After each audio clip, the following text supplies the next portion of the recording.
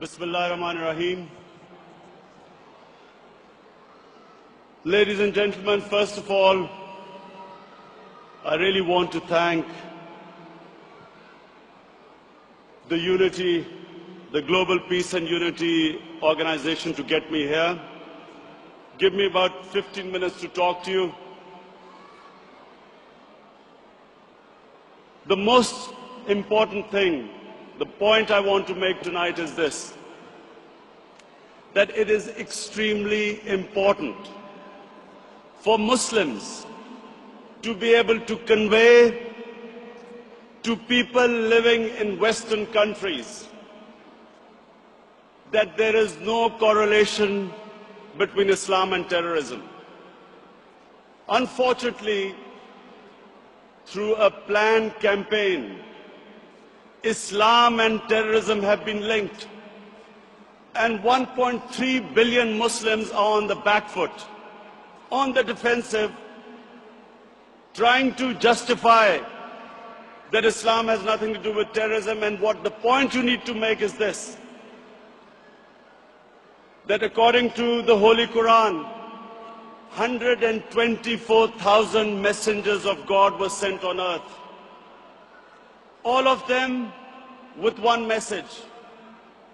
And the message was that the Almighty wanted us to be human beings rather than intelligent animals.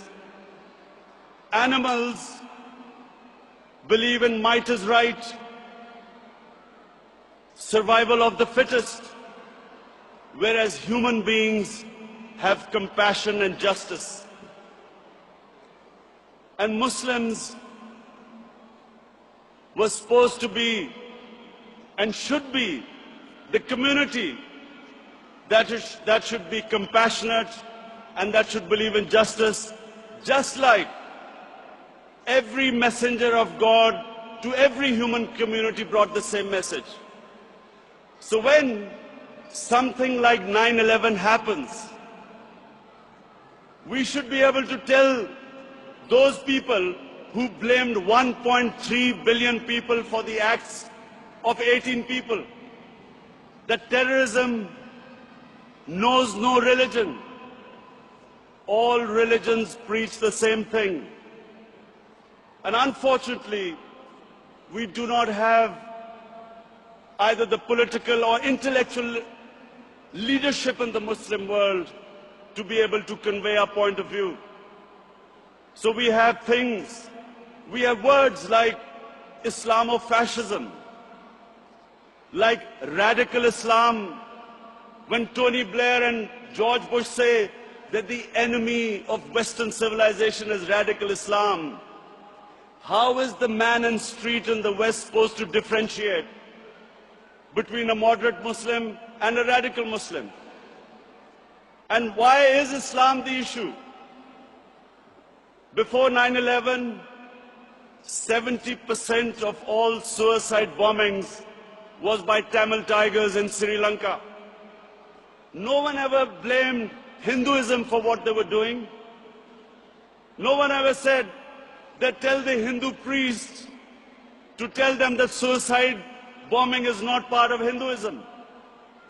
So why were we on the defensive? How is suicide bombing anything to do with any religion?